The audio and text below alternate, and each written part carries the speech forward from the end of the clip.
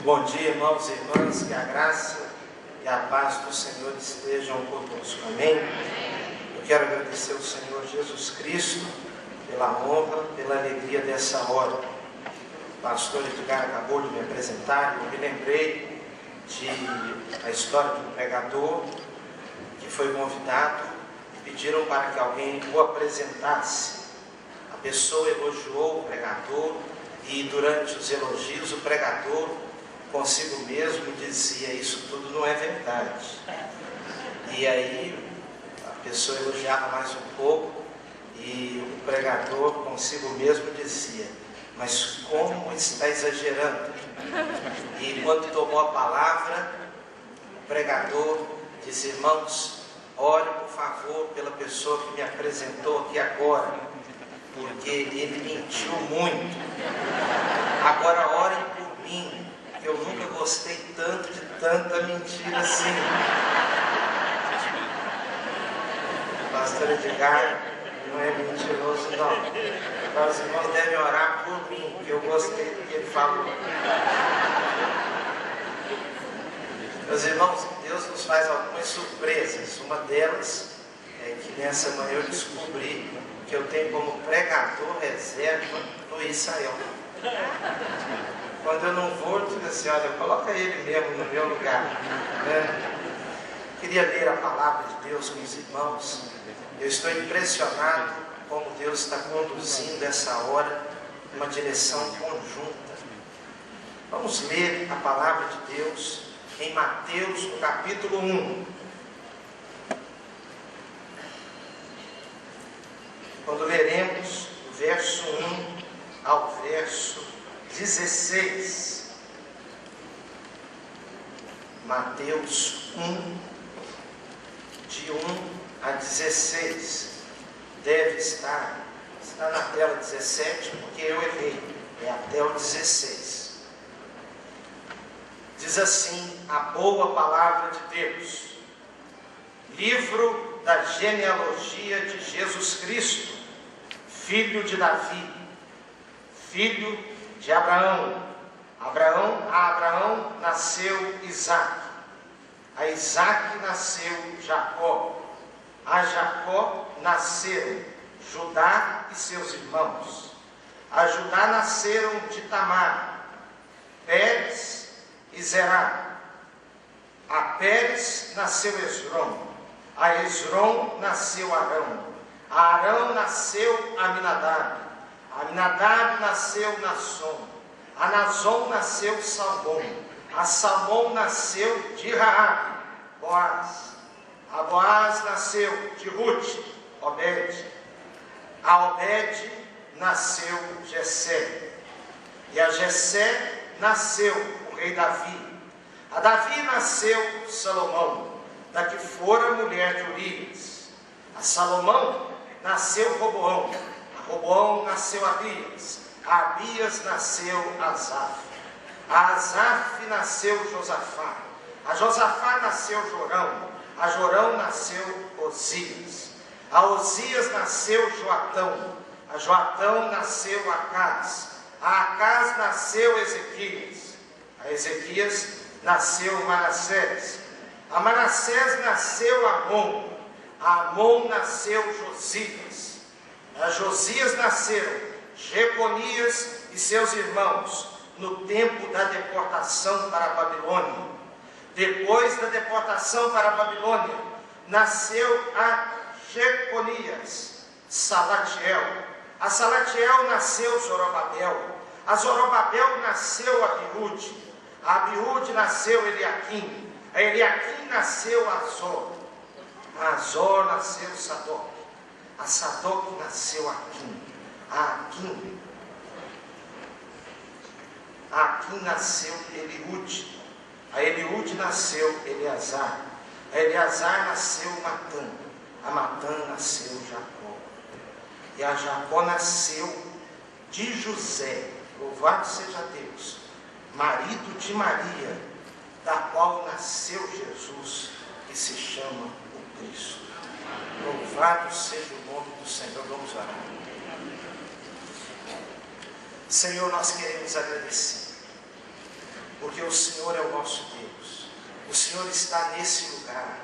Esse lugar para nós, Senhor Deus, é um lugar santo. Santo no sentido, Senhor, que consagrado ao Teu nome, para o louvor da Tua glória.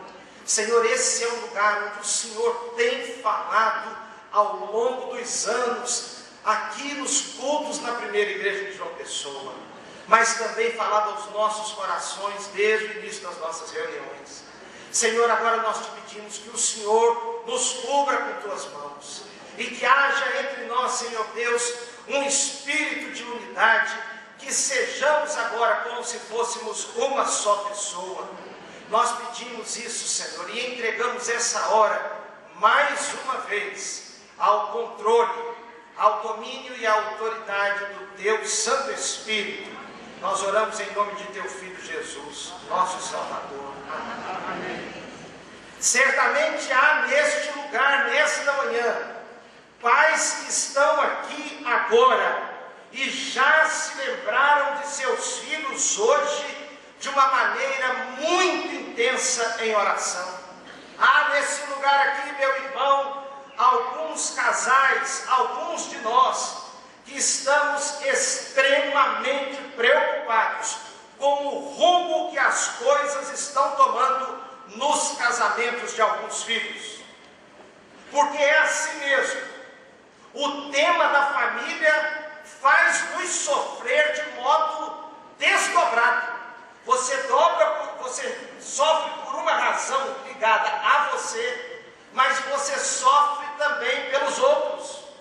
Certamente há aqui neste auditório um avô, uma avó que anda muito tenso, que anda muito tensa com o caminho, com os sinais que o neto está dando. Já falaram para um determinado avô aqui, para uma determinada avó, que o neto tem déficit de atenção na escola.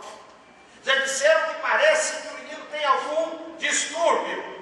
Outros disseram que o menino tem um problema espiritual. É uma criança encapetada.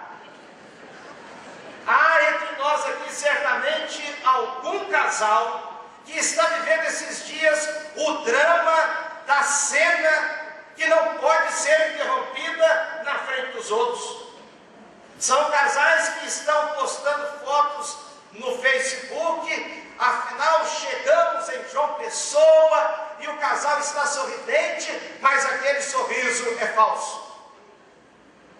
Estão aqui pensando uma maneira honrosa de deixar o casamento, de chegar e dar uma notícia. Certamente há aqui uma viúva, um viúvo, que está vivendo as dores da viuvez, a lembrança que não para, a tristeza continuada, o drama de ter perdido uma pessoa que já fazia parte de sua vida há muitos anos. Meu irmão e minha irmã, a realidade é que nós formamos aqui agora um grupo de pessoas muito carentes de Deus e de sua intervenção em nossas famílias. Me lembro, quando criança ainda, uma de minhas irmãs casou-se. Eu estava lá, pequenininho lá, e aquele rapaz que estava se casando com a minha irmã se tornou um irmão para mim, porque ele cresceu também lá em casa. Ele deitava no sofá, tirava o meu lugar, era a pessoa que viajava conosco, o namorado firme com quem minha irmã se casou. Agora, em dezembro, eu tive a circunstância de recasar minha irmã. Meus irmãos, provavelmente não haja entre nós nenhuma família aqui que não tenha sido afetada pelo divórcio. Nenhuma. Eu me recordo que quando criança, na igreja onde fui criado, havia um constrangimento. Uma mulher divorciada era uma pessoa sem vez nenhuma na igreja. Um homem divorciado também não podia nada. Uma criança se trazida para ser apresentada, fruto de um casamento, de um relacionamento fora do casamento, aquela criança era apresentada com certo constrangimento. Ouvi a história de um pastor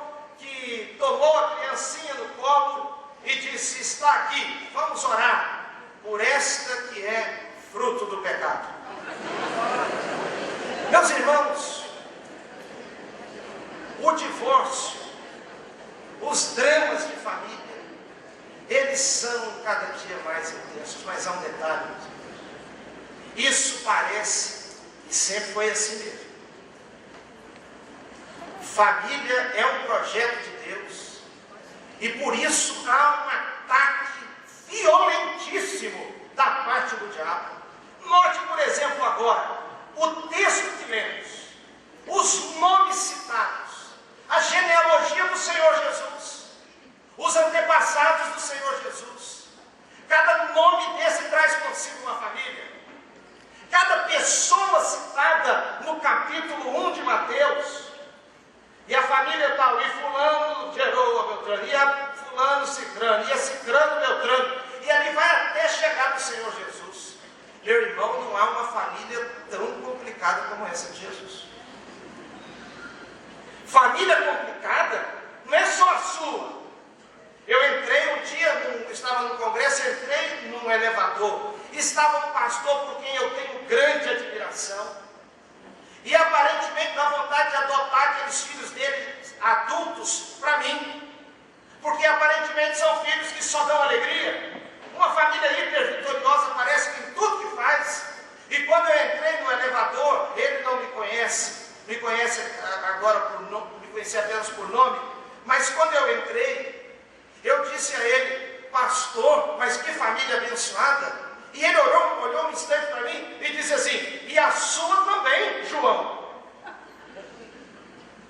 Eu fiquei um pouco sem graça, meus irmãos, porque ele estava me lembrando que o fato de termos algum problema na família não significa que tenhamos uma família que não seja abençoada. Note, por exemplo, eu quero lançar a mão aqui de 4 nomes, 4 mulheres citadas no texto.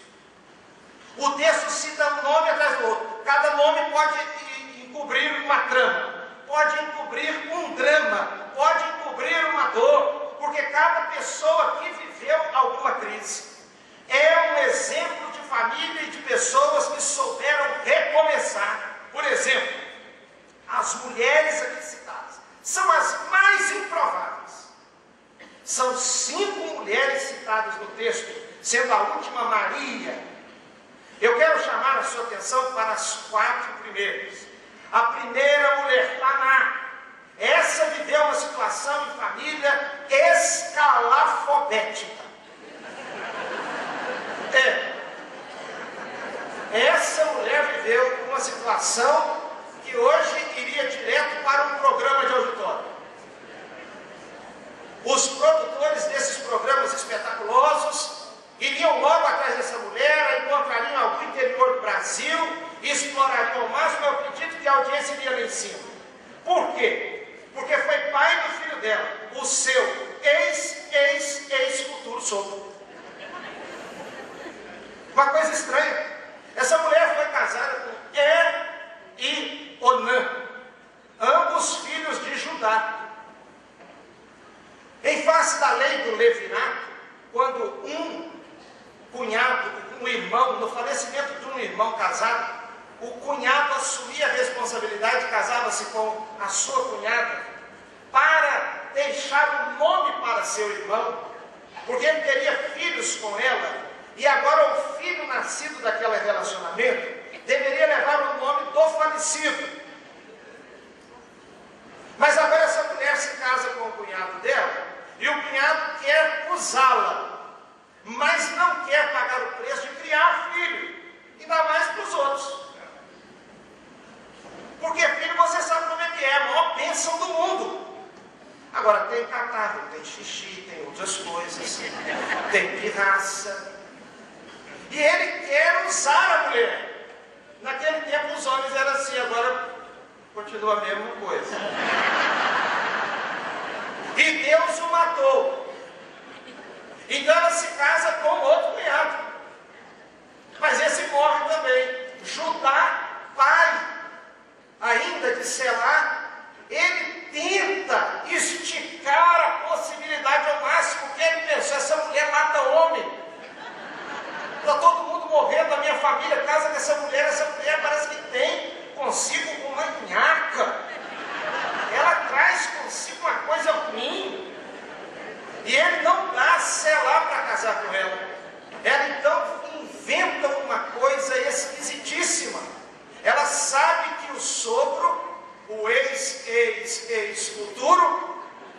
último ex é porque deveria ser o futuro, mas não foi. E agora ela vai para a beirada de uma estrada, se veste como uma prostituta. Quando Judá está passando a direção de Dimna, ele estava meio carentão e resolveu se unir a uma prostituta. Tiveram um relacionamento, ele deixa com ela porque não tinha dinheiro para pagar o selo, o cordão e o cajado. Quando eu voltar, eu dou para você um cabrito em pagamento à sua prostituição e você me devolve as coisas. 3 meses depois, ele fica sabendo que a mulher ficou grávida. E ele diz assim: chamem ela para fora e queimem-na. É para queimar a minha ex-futura nora. Porque uma coisa dessa é uma desonra. Ela manda para ele o selo, o cordão e o cajado. E diz assim: o homem que é pai dessa criança é o dono desses objetos aqui. DNA do Antigo Testamento.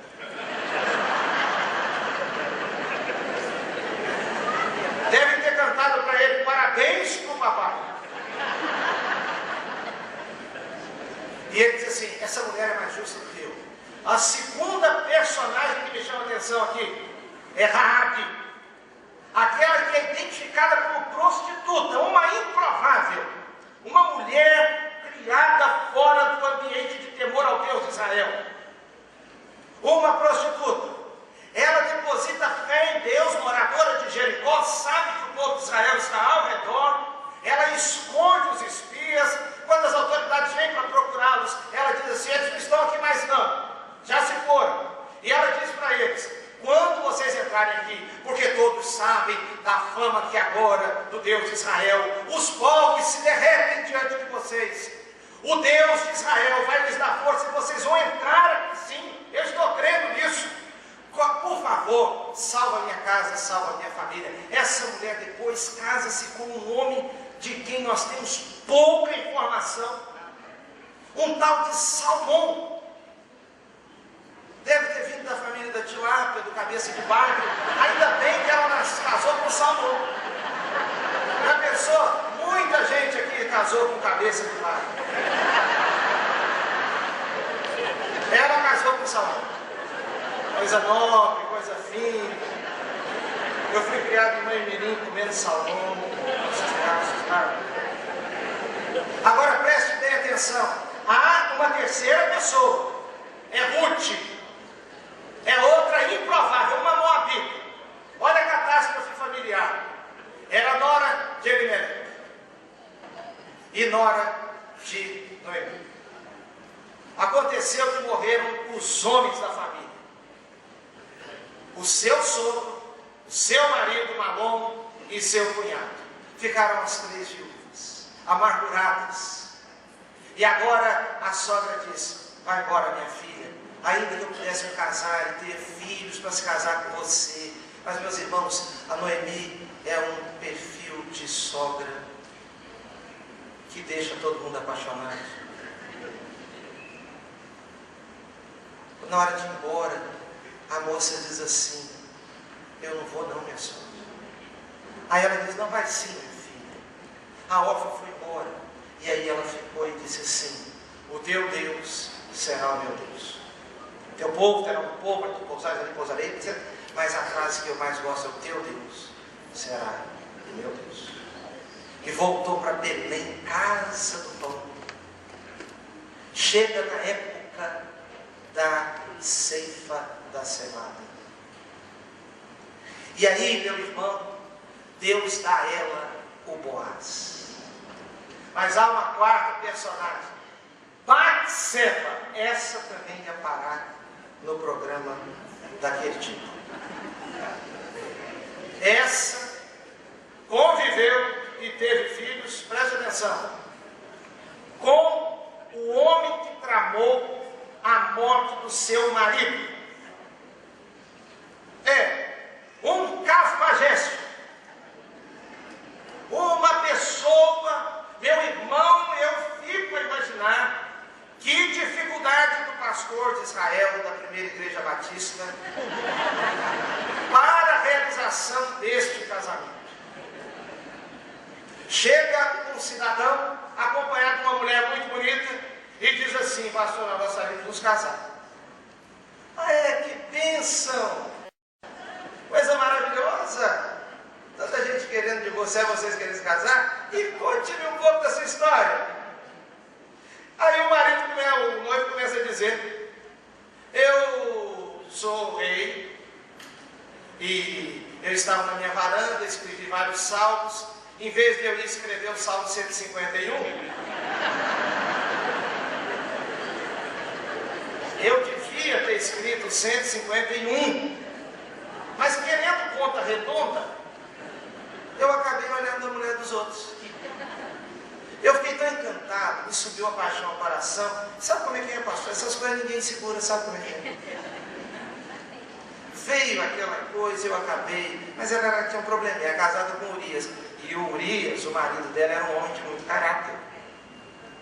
O Urias, sabendo que os soldados estavam no campo de batalha, que seu comandante estava no campo de batalha, ele não aceitou dormir em cama quente, enquanto os seus iguais estavam dormindo no relento, enfrentando dificuldades. Ele disse: como eu vou me deitar com a minha esposa? Como eu vou para o aconchego do meu lar, enquanto os meus iguais estão no campo de batalha? E aí Davi então trama a morte, e uma trama bem sucedida. E aí eu consegui, graças a Deus, matar o marido dela, e gostaria que o senhor me casasse. Irmãos, esse homem não ia ser casado com essa mulher em igreja nossa, eu acredito que nenhuma. Agora preste atenção numa coisa. A pergunta é: será que você troca algum problema da sua família por um problema desse aqui? Você tem um filho que gasta dinheiro demais. Você quer trocar por algum caso desse aqui? Ele vai ficar bem controlado financeiramente. Você tem um filho que ele é namorador. Filho de pastor, namorador. Aquele menino bonito, cabelo bem tratado, que vai para a academia às 10h30 da manhã, toma aquele copão de açaí, sai da academia 1h pouca da tarde, malhadão, fortão, chega na igreja, o pai dele já está pregando, e ele entra com aquele peitinho estufado, desfilando pela igreja, e o pai olhando para ele, pensando: seu sem vergonha. Mas as meninas da igreja não enxergam isso não. As meninas da igreja enxergam beleza. É assim, gente nova se encanta com essas coisas. Gente de mais experiência se presta atenção em outras coisas. O pai, por exemplo, da menina que está querendo namorar com ele, pensa assim: que esse camarada tem um músculo desse tamanho. Para ter um músculo desse tamanho, esse menino não trabalha. Esse menino só vive em academia. Isso não vai dar camisa a ninguém, quem vai tratar dos meus netos. É isso que o pai da menina está pensando. E ela está pensando na cor do cabelo dele. É uma outra coisa. Irmãos, as nossas famílias são muito carentes, cada qual tem suas crises. E a família moderna vive algumas crises, algumas delas causadas por uma situação que eu acredito, o estresse familiar de hoje é intenso. Está todo mundo estressado, tem tudo para acabar uma família, porque as crianças já nascem estressadas. As crianças querem tudo a tempo e a hora. Você se lembra que seu pai olhava para você e você ia como que controle remoto, voltando para o lugar. As crianças de hoje, meus irmãos, elas não têm isso não. Elas nascem com uma pilha esquisita. Parece que é uma coisa que não acaba. Uma criançada exigente, quando chega adolescente, não precisa nem estar mais adolescente, porque sabe mexer em tablet, acha que tem que dar vida. As mulheres estão vivendo uma tensão, mulherada estressada, meu Deus. Mulher parece que perdeu vontade, elas têm agonia.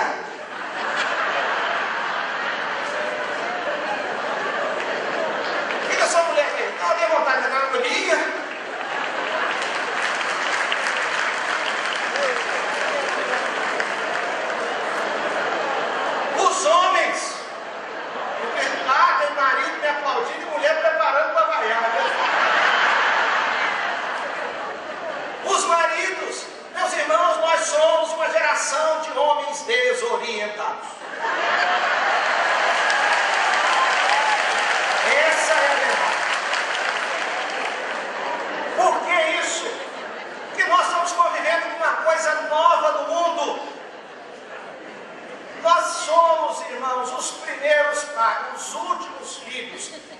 obedecemos os pais, e os primeiros homens que obedecem os filhos. É isso. Nós estamos desorientados, nós casamos com mulheres que querem algumas coisas que as nossas mães e avós não tinham. Elas são mulheres diferentes. Você casou com uma mulher moderna, meu amigo. Você se prepara, passa a mão numa Bíblia, vai orar, você passa a mão no livro, vai para o congresso, faz um curso, faz alguma coisa, porque ser casado com uma mulher de hoje é um grau de exigência diferente.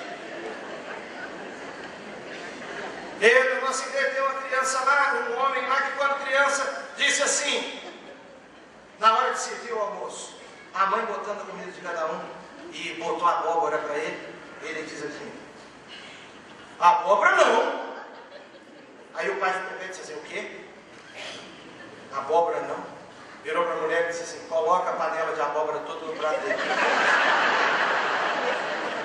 Irmãos, a psicologia antiga era desse jeito, vocês sabem. Antigamente a psicologia, os doutorados eram nessa área. E o menino, a mãe abajou, colocou toda a panela de abóbora. E, irmãos, o menino não perguntou mais nada não, começou a comer aquela abobrada. Os irmãozinhos do lado ali, ó, quietinhos. O próprio comedor de abóbora disse a mim, pastor, nunca mais lá em casa eu vi alguém reclamando do que botava no prato. Mas eu fico impressionado com o comportamento da própria mãe de botar a abóbora. O homem mandou ter mandado. Meus irmãos, lá em casa meu pai chegava, a paz se estabelecia. Acabou a discussão. A gente podia dar alguma coisinha para lá e para cá, meu pai chegava, ficava todo mundo bom. E o pior é que ele chegava às vezes de surpresa. E ele pegava todo mundo naquela agitação convencional, aquele pedido pela ordem, aquelas grosserias. Aí é como se chegando no diácono da igreja, do pastor, que está todo descontrolado no microfone, e o pastor acaba de fazer aquele vexame, aquela coisa que envergonha a todos nós, e chega o diácono dele. Aí ele fica pálido. Ele tem que chamar o diácono fora e explicar que isso tudo aconteceu, porque aqui não tem gente séria. Entendeu? Ele tem que arrumar um negócio. Irmãos, lá em casa, meu pai chegava, a minha mãe dizia assim, ué gente, vocês acalmaram? Hoje em dia não é assim mais, irmãos. Outra coisa, o consumismo. O consumismo, nós temos necessidade de comprar o mundo inteiro. Parece que está todo mundo com uma verdadeira sulofreca. Você sabe o que é uma sulofreca? É aquilo que alguns sentem, aquela sede, aquela vontade, aquele incômodo, aquela agitação por causa de algum motivo. Agora, note bem, nossas famílias, elas têm as suas dificuldades. Às vezes eu fico pensando, meus irmãos, fiquei emocionado ali agora quando cheguei. Resolvi passar uma mensagem de texto, não faz isso não, isso é coisa que não se faz em culto. Resolvi passar uma mensagem de texto para minha irmã. Mandei um recadinho para ela. Eu fiquei lembrando, às vezes, dos meus primos, nossa família, os nossos avós. Irmãos, quanto problema. Quanto problema. Quantos ajustes. Agora, meu irmão, por que eu acredito que a família tem um recomeço? Em primeiro lugar, eu acredito na misericórdia de Deus. Amém. É isso, se não for a misericórdia, irmãos, nós seremos consumidos. Não for a misericórdia de Deus sobre a vida de Raabe, providenciando para ela um casamento com Salmão. E agora uma coisa, preste atenção, Deus deu a ela um filho, chamado Boaz, um homem de extraordinário caráter. Boaz, meu irmão, ele conhece Ruth. Ruth era uma viúva jovem. Ele podia se aproveitar de Ruth, porque ela andou chegando meio perto dos seus pés na cama. Comportamentozinho também que a gente não consegue explicar muito bem.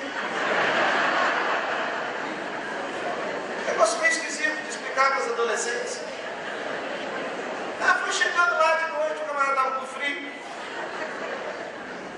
E aí, ele só se casa com Ruth depois que chama as autoridades da cidade, pergunta a um outro que tinha o direito primeiro que ele, dentro da lei daquele momento, da lei daquele tempo, e ele diz, não quero casar com ela não. Então eles vão e se casam. Foi a misericórdia de Deus que pegou a prostituta e deu a ela um casamento digno, e depois deu um filho bom. Irmãos, alguns de nós estamos nos gabando de coisas para as quais nós não tínhamos a menor virtude. Eu fico impressionado com gente que bate no peito e diz assim, quando é elogiado o casamento bom, parabéns pela família, parabéns pela esposa, parabéns pelo marido, e a pessoa logo diz, mas eu soube escolher, toda glória seja dada a Deus. Você não soube escolher nada, você gostou daquela menina que hoje, depois de muitos anos, quando alguém disse que você namorou com ela há 30 anos atrás, você diz assim, eu não! Quando você olha as fotos, você diz, não, foi só assim uma paquerinha. Paquerinha nada, se dependesse de você, você tinha se casado com ela, porque ela não quis. Sabe o que foi aquilo? Livramento, misericórdia de Deus. Foi isso que aconteceu, porque Deus via adiante, Deus via tudo, e Ele impediu que uma coisa dessa acontecesse. O relacionamento de Davi com Batseba, a misericórdia de Deus. Por quê? Porque deu a eles um filho, o primeiro morreu, depois deu Salomão, o homem mais sábio, para contrariar a lógica. Criança criada em família complicada, cresce e fica endoidada. Criança criada com o pai, perdeu as referências, não sei o que e tal, aí vira Salomão. Sabe o que é aquilo, irmãos? É a misericórdia de Deus contrariando a lógica. E meu irmão, eu acredito de todo o meu coração que Deus pode contrariar a lógica na vida da sua família. Por causa da misericórdia dele. É Deus olhando para nós enquanto Salomão nasceu. Que texto lindo! Diz assim, que Deus olhou para ele e o amou. Meus irmãos, eu quero pedir ao Senhor Jesus Cristo que olhe para aquele menino, filho de um pastor nosso aqui, para aquela menina, filha de um pastor nosso aqui, para aquele casamento para a sua vida, e olhe para você e o ame. Eu fiquei tão impressionado com isso que eu fiquei pedindo a Deus, Senhor, no culto de ontem ali na praia, que coisa linda, meus irmãos. Pastor Eli, Deus o abençoou, falar no auditório daquele aberto, aquele barulho, praia, Deus deu uma palavra boa ao nosso colega. Pastor Estevam está de parabéns, pastor. É isso mesmo, o senhor está nos recebendo aqui, não sei nem se para quê. De todo o coração. Há quanto tempo nós não tínhamos um auditório com um som desse, meus irmãos? Será que tem gente que só vê defeito nas coisas? Irmãos, enquanto nós estávamos ali, eu estava com o meu menininho no colo, e ele estava dormindo e eu sentei na areia do chão, na praia, e fiquei pedindo ao Senhor, olha para esse menino e o ame. Porque se Deus olhar para nós, irmãos, eu tenho aqui entre nós um pastor muito querido. Esse homem me ajudou muito com relação a filho, antes de eu ter filho. Eu tinha um bloqueio. Eu nunca contei isso assim não, viu? Mas como é que tudo batista aqui, no lugar desse.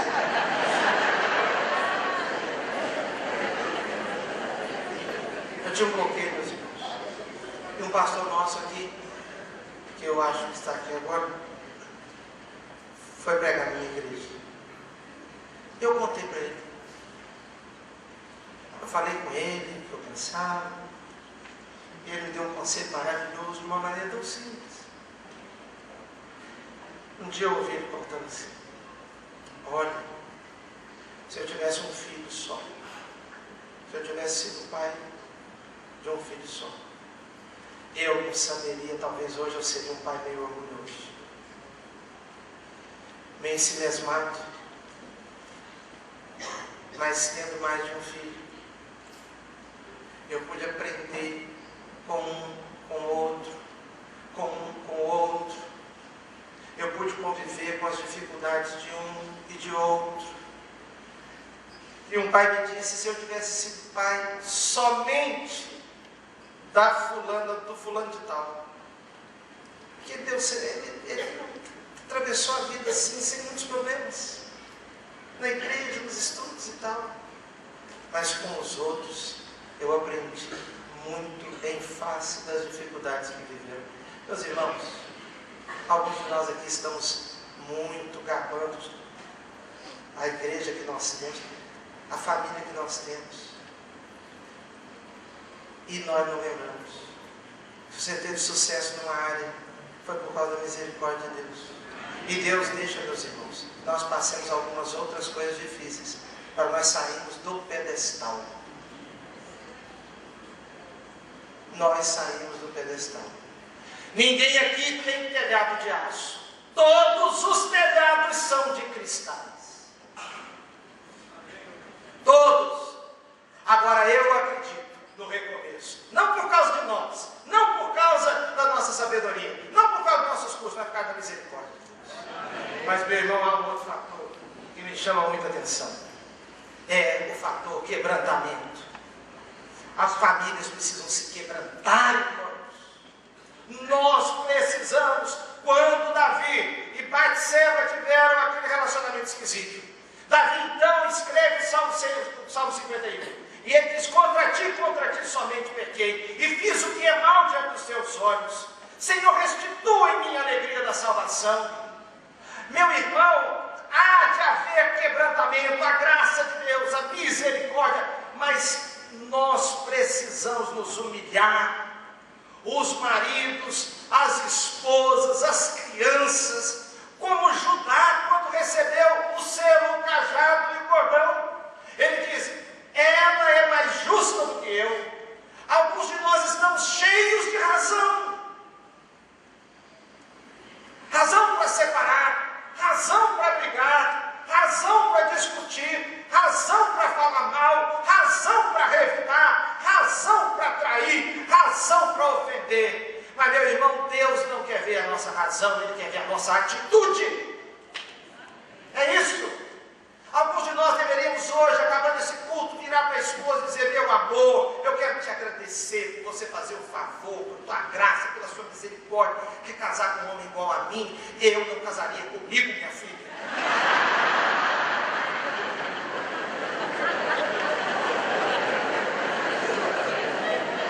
Você beijaria um homem igual a você, meu irmão? Olha o que essa mulher tem passado há tantos anos.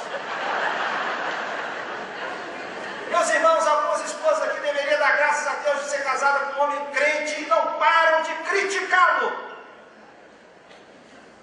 O bom é um dos outros. Nós precisamos nos quebrantar.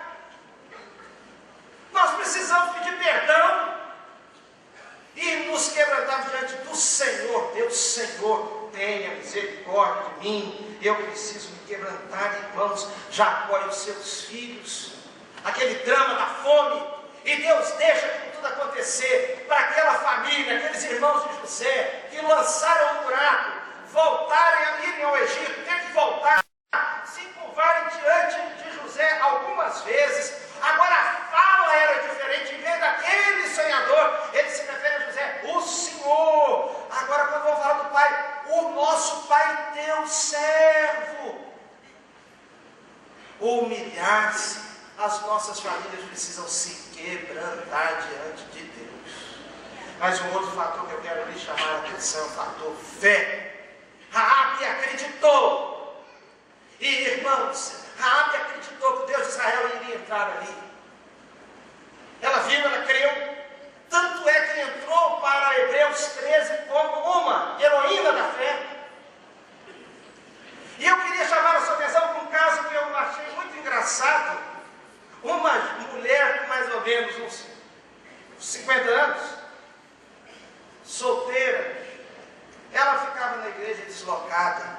Essas pregações nós sobre família, casamento de um, casamento do outro, todo mundo casando, casando e ela não. No final das contas, ela já estava falando para os outros, não, eu nunca quis mesmo,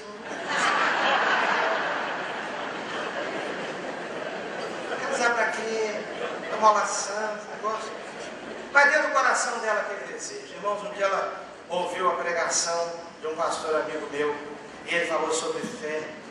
E ela acabou de ouvir esse pastor amigo meu no domingo. Quando foi na segunda-feira, ela saiu pelas ruas de Belo Horizonte e viu uma loja de roupas para homens, lá do outro lado da loja. Ela atravessou a rua e disse assim, eu quero uma roupa aí, um conjunto de roupa, camisa, calça, sapato,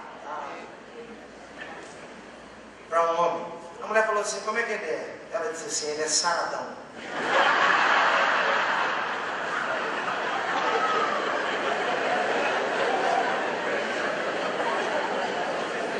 Eu sei que ela arrumou lá, que ela comprou as roupas, comprou o sapato, comprou tudo, levou aquelas roupas para casa, botou dentro do guarda-roupa dela, colocou lá no cabide direitinho e orou assim, Senhor, agora põe um homem dentro dessa roupa.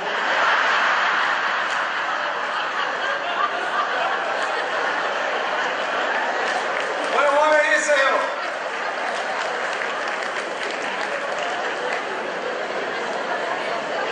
Meu irmão, Deus se agrada de quem tem fé. É aí que está. Você está aqui hoje, tenso, pensando nos problemas da sua família.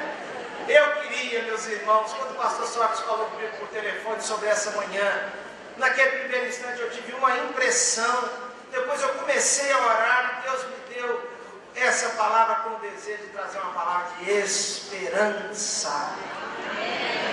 Nós, meus irmãos, podemos acreditar no Deus da Bíblia, o Deus dos nossos pais, o Deus que move montanhas, o Deus que vai transformar o seu filho, a sua filha, o seu casamento. Nós precisamos acreditar. Não é autoajuda, não, é ajuda do alto. É isso. E eu queria concluir, irmãos, e uma regra importante de homilética é não dizer querendo concluir. Eu queria chamar a sua atenção para o seguinte, a sua família, tantos problemas, não é verdade? Parece que a sua casa tem dia que vira um hospíciozinho. Agora note uma coisa, aquela palavra de José, quando foi apresentar os filhos para Jacó. Ele se aproxima com os dois meninos, o pai ali, e ele diz assim, estes são os filhos que o Senhor me deu. Então a sua família tem problema, mas é essa que Deus te deu. É essa. Essa que Deus te deu. Esses são os filhos que o Senhor me deu. Esse é o casamento que o Senhor te deu. Agora, pastor, o meu casamento foi Deus que fez, não. Meu irmão, você já está casado. Peça a Deus para fazer, então. É verdade. O Senhor faz isso. Eu estou aqui, Carlos. Todos os três aspectos: quebrantamento, misericórdia, fé, tudo isso está centrado em Deus. Porque para mim, meu irmão, o tema da família parece-se muito com a nossa denominação. O principal problema é espiritual. Não é assim 7 passos para salvar seu casamento. Pode dar 7, 14, 21. Pode dar 42, 84. E assim vai. E o casamento pode ruir. Na minha opinião, a salvação, a possibilidade de recomeço é por causa da pessoa de Deus. É que se Deus trouxer quebrantamento, humildade, se Deus, meu irmão, encher nosso coração de fé, nós vamos perdoar, nós vamos tentar mais uma vez, nós vamos prosseguir. Irmãos, eu queria Vou contar um outro segredo aqui. Esposa é uma coisa maravilhosa. A Bíblia diz que quem encontra uma esposa encontra um grande tesouro. E já aconteceu comigo algumas vezes. Eu acabar de pregar assim, eu acabar de fazer uma palestra para casais, e eu saio com a minha esposa, e aí aquela coisa natural de perguntar para a esposa assim: e aí, como é que foi? Quem aqui é pastor que faz isso? Por favor, levanta a mão.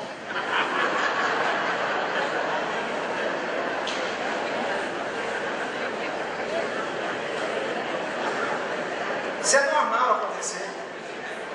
Isso não é carnalidade, não, irmãos.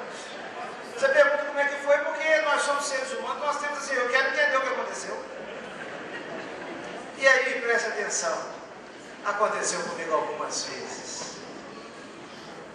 Eu pergunto assim: e aí, amor? Ela diz assim: foi bom, né?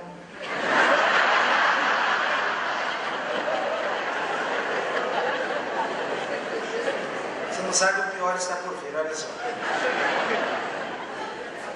Foi bom, né?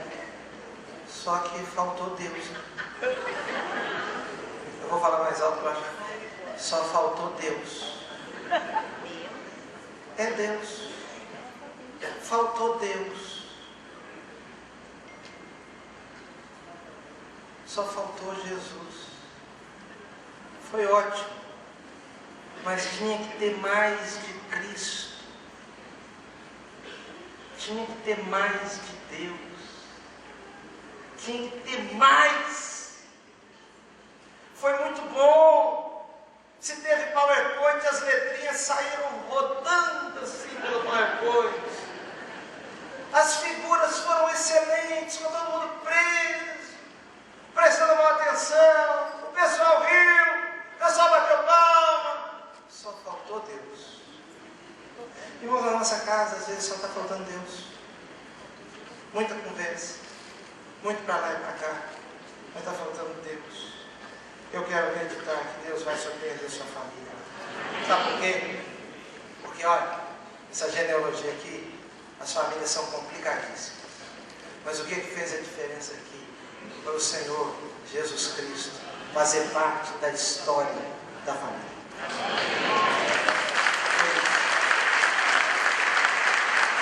Tudo igual. Tudo igual. É tudo igual. Mas Jesus foi lá. Eu queria orar agora e pedir a você que nós orássemos juntos. E nós dissemos: Jesus, vai lá em casa. Jesus, vai lá em casa. Porque se Jesus não for, nada adiantou. Eu gosto muito do Salmo 90, verso 17, que diz assim: seja sobre nós a graça do Senhor nosso Deus, e confirma a obra das nossas mãos. Sim, confirma a obra das nossas mãos. Presidente, eu já escutei a voz aveludada de Vossa Excelência atrás de mim algumas vezes. Eu suponho que eu tenha estourado o tempo, como é do meu costume. Mas eu queria pedir licença ao Senhor, sem olhar para trás para ver a resposta.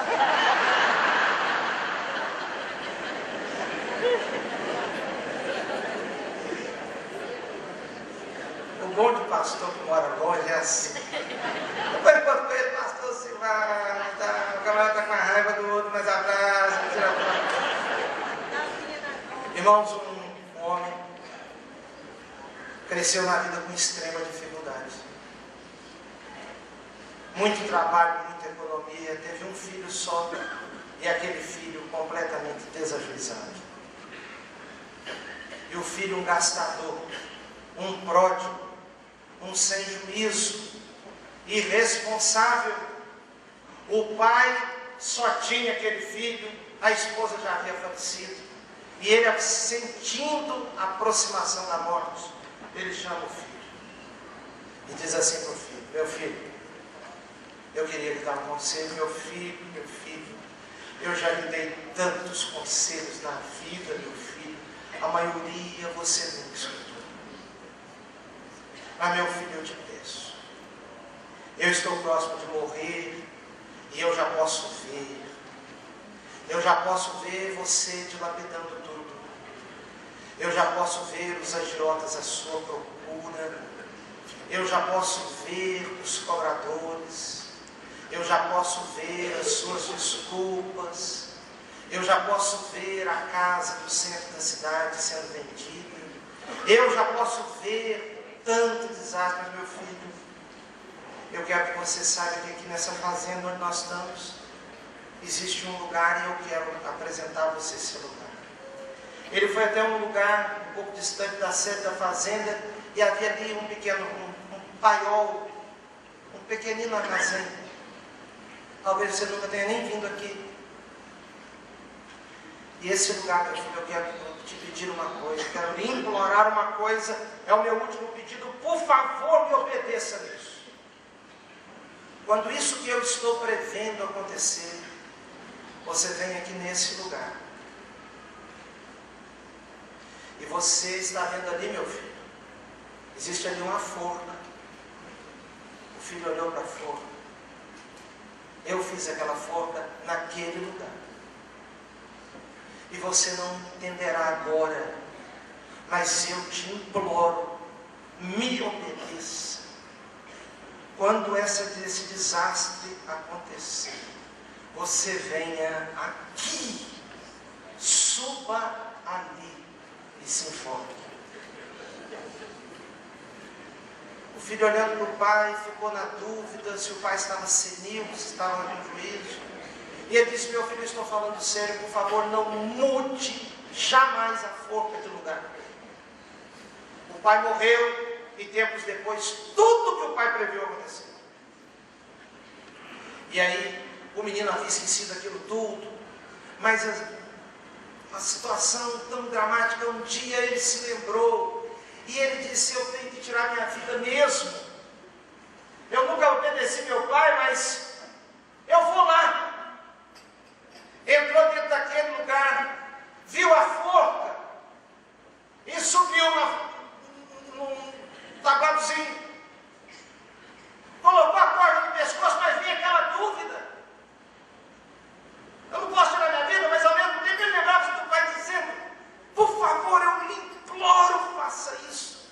E a mente dele ficou dividida e raciocinando que o papai queria que eu não fosse morto na rua, que alguém me matasse. Papai não queria que eu ficasse jogado em algum lugar. Papai pensou uma morte reservada para mim.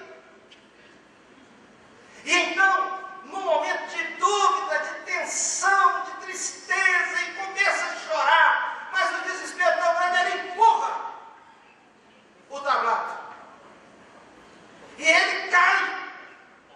Quando cai, que a corda aperta, aquela madeira era oca.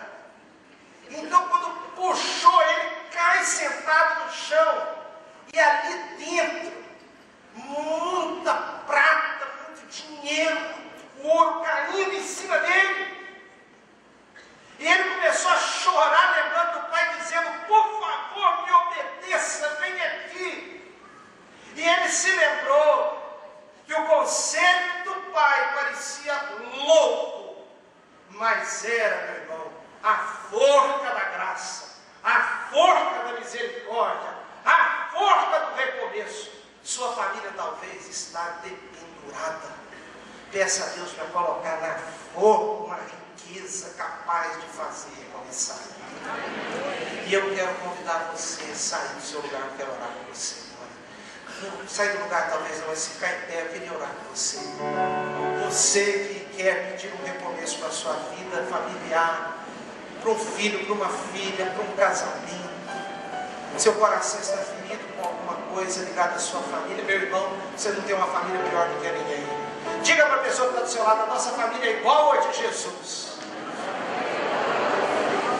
Repita de novo: a nossa família é igual a de Jesus. Vamos orar? Feche os seus olhos. Sua família é igual a de Jesus. Aquele filho vai voltar. Aquela menina vai te dar muita alegria ainda. Seu relacionamento destruído. Lembre-se do dia pastor Edgar me apresentava aqui, meu pensamento voltou no tempo. No tempo, quando ele estava pelado, na primeira igreja de Nova Iguaçu. Que eu e o Cristiano estávamos na frente dele.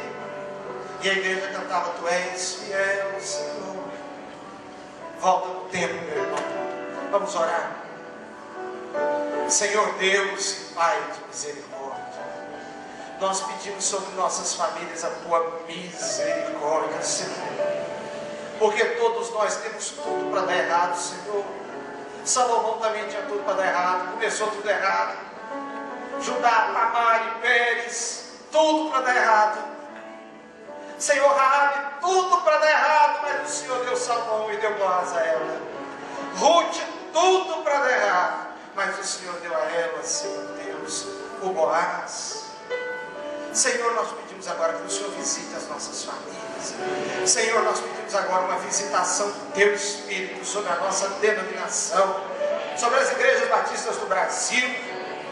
Senhor, sobre cada pastor, colega nosso, nós pedimos, Senhor, zele o Senhor mesmo pela nossa unidade, Senhor. Zele o Senhor mesmo por essa denominação. Abençoa os nossos líderes, Senhor. Abençoa a obra missionária. Abençoa a família batista brasileira, em nome de Jesus. Amém.